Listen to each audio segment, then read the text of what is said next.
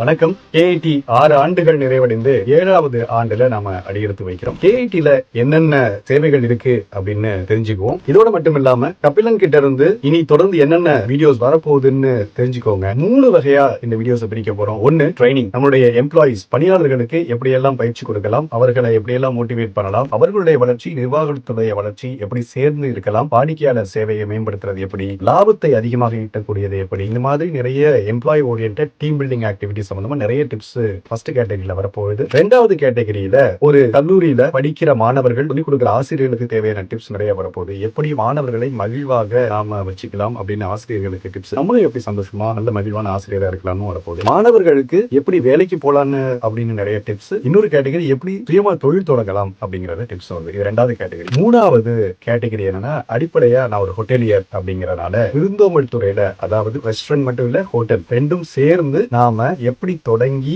எப்படி லாபகரமா தொழில் நாம பண்ண முடியும், அதுக்கான சிஸ்டம் அண்ட் ப்ரொசீஜர்ஸ் என்னென்ன, எப்படியெல்லாம் நம்ம கணக்கு வழக்கெல்லாம் வச்சுக்கணும் அப்படின்னு ஒரு நிறைய டிப்ஸ் அதுல இருந்து வரப்போகுது. இந்த 3 கேட்டகரி டிப்ஸோட சேர்ந்து நான் ஒரு தொகுப்பாளராகவும் பட்டிமன்ற பேச்சாளராகவும் எங்கெல்லாம் போறணும் அங்கிருந்து கத்துக்கிற அனுபவங்களும் இடையிடையே உங்களுக்கு வீடியோ வரும். காத்திருங்கள், உங்களுக்கான வீடியோ எப்பொழுது வேண்டுமானும் வரலாம். இனி தொடர்ந்து நமது வீடியோவை பார்ப்பவர்களுக்கு நிறைய நல்ல தகவல்கள் காத்திருக்கின்றன. நன்றி.